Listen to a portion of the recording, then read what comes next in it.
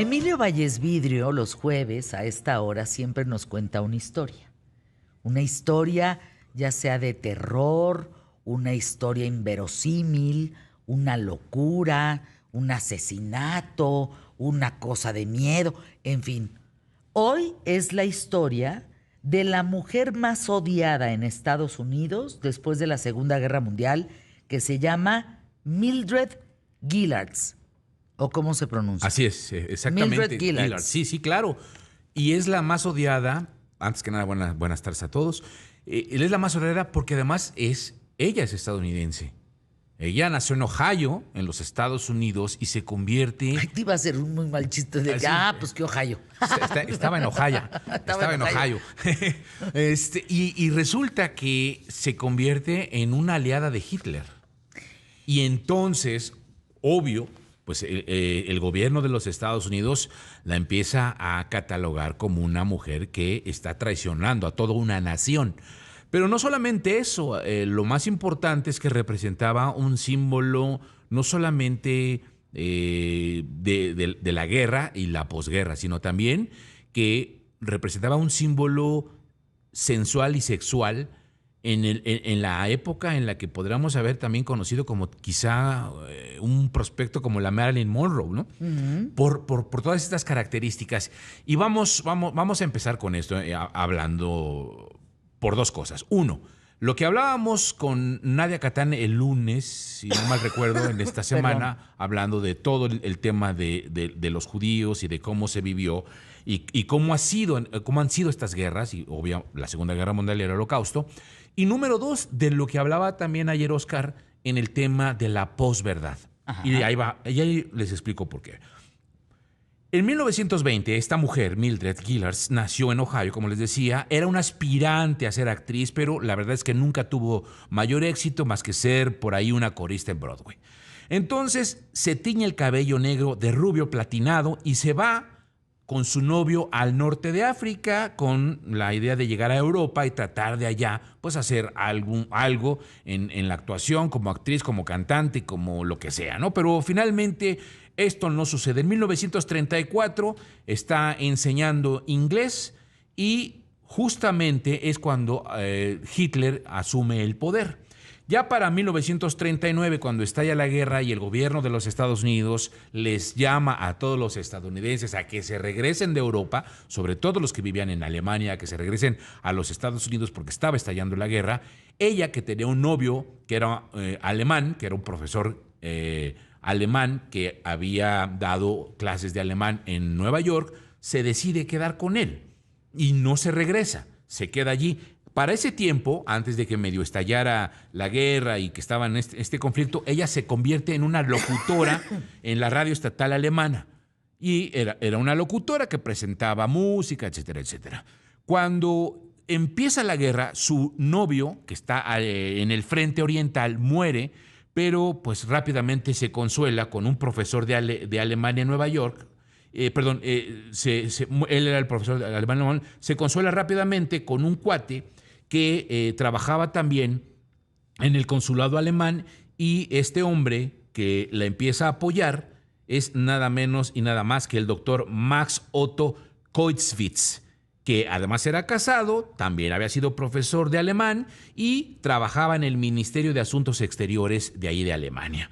Cuando este hombre, Max Otto, es puesto a cargo de las transmisiones de radio nazis dirigiendo o dirigidas hacia las tropas de los Estados Unidos, pues decide llevarse a su amante. Y entonces dice, pues vente a trabajar conmigo, ya que estás aquí de locutora, vente a trabajar conmigo.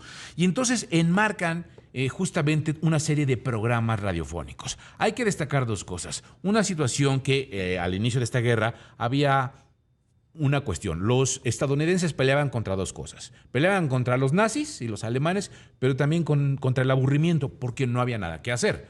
Cuando estás en el frente de la guerra, pues simple y sencillamente lo único atractivo en ese momento era estar escuchando la radio.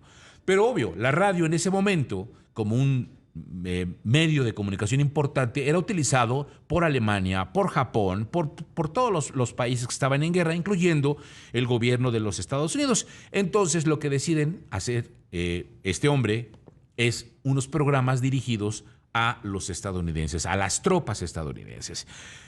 Pero aquí viene algo importante. Eran mensajes disfrazados, eran mensajes subliminales. ¿Por qué? Porque este hombre, Max Otto, trabajaba directamente con el propagandista nazi más importante. Me refiero a Joseph Goebbels. A Goebbels. Goebbels. Uf. Y Goebbels lo que le decía a esta mujer es: necesitamos desanimar a las tropas estadounidenses. Entonces, con una voz en este medio tan bonito que es la radio, con una voz sensual, con una voz medio cachondona, con una voz rica, además con un acento 1000% estadounidense, Híjole. les hacía o hacía sus transmisiones en estos programas y les decía a las mamás de los soldados que cómo era posible que dejaran ir a sus hijos a una guerra que además estaba destinada Estados Unidos a perderla, una guerra en donde les decía que todos los seres queridos iban a perder la vida en el mejor de los casos y a regresar a casa lisiados, inútiles para el resto de sus vidas. ¿Para quién? ¿A quién beneficiaban? Pues a un hombre que ella decía es un hombre malo llamado Franklin Roosevelt, y a Churchill, y además a todos esos judíos que hoy están provocando esta guerra.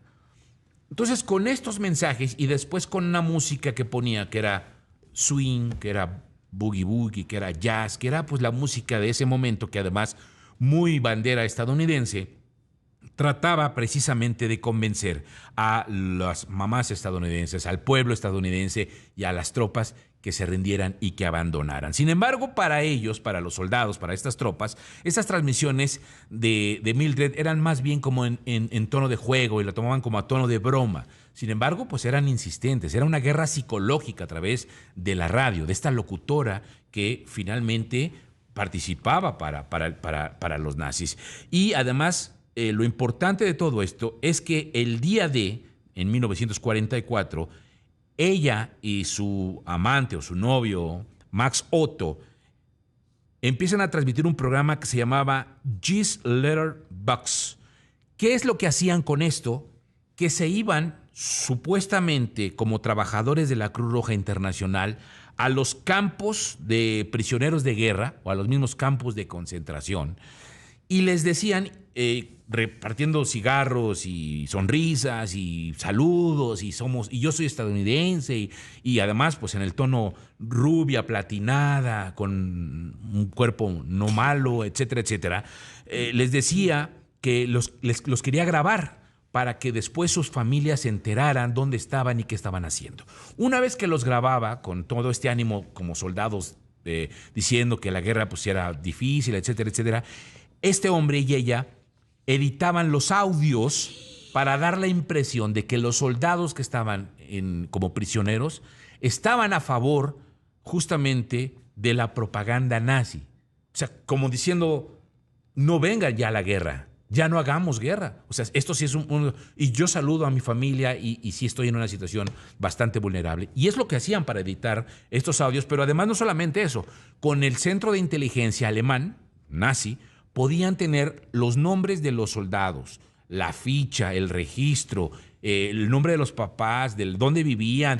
Y entonces cuando hacían esas transmisiones, o cuando ella hacía esas transmisiones, decía, pues yo quiero saludar a la familia de Emilio Valles Vidrio, un soldado que hoy con la placa número 20253042, que está preso y que está muy triste, que ha perdido la pierna y que se encuentra ya lisiado, y le queremos mandar todo el cariño a la mamá que seguramente está sufriendo, porque Emilio Valles Vidrio... Entonces tenía toda la información de los soldados que tenían allí. Por consiguiente, la gente que estaba en Estados Unidos escuchaba toda esta transmisión perfectamente confiable y pues verdadera de todos los datos que daba. Esta mujer que al final de cuentas adopta el nombre de Axis Sally, como se le llegó a llamar y como la conocían las tropas, finalmente hace todo un glamour porque gozó de éxito, el éxito que siempre quiso, que anheló mucho tiempo, disfrutó del prestigio, la fama, de un buen salario y además de una vida bastante cómoda. Cuando Berlín colapsó en abril de 1945, todo eso prácticamente se acabó. Su última transmisión fue el 6 de mayo de 1945. Salió de la estación de radio por la puerta trasera cuando justamente los soldados del Ejército Rojo estaban entrando por la puerta de enfrente. Adopta un nombre falso, se escabulle, se mezcla entre las masas de los desplazados tras esta guerra. Sin embargo, pues es capturada en 1946 y retenida en un campo de internamiento por 3 años hasta que la trasladan hacia los Estados Unidos.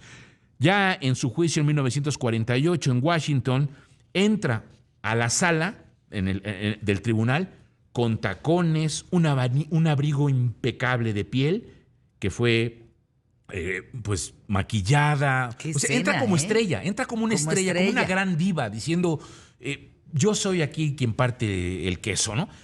Pero, pues obviamente, el juicio que dura 7 semanas y una deliberación de 29 horas la determinan que es una mujer que traicionó a la patria, que traiciona a los Estados Unidos. Es la primera mujer que es acusada por traición a nivel internacional y más en Estados Unidos. Es condenada a cadena, primero a cadena perpetua, después la querían condenar a muerte. Finalmente le reducen la sentencia a 30 años, aunque termina siendo solamente 12 en la prisión. Pero cuando sale, muere en 1988, cuando sale la entrevista de todos los periodistas que le estaban esperando, la pregunta era, ¿te arrepientes? Y su respuesta les llama la atención. Soy inocente y después de todo yo era una locutora profesional en Alemania cuando Estados Unidos entró a la guerra y ese era mi trabajo. No me arrepiento y no pido perdón. No, qué historia, Emilio. Nunca pide perdón. Por eso Estados Unidos la odia, porque nunca fue capaz de reconocer que estaba traicionando. Que le hizo mal. Sí. A la gente. A la gente. Gran historia, mi querido Emilio. Gracias por estar con nosotros.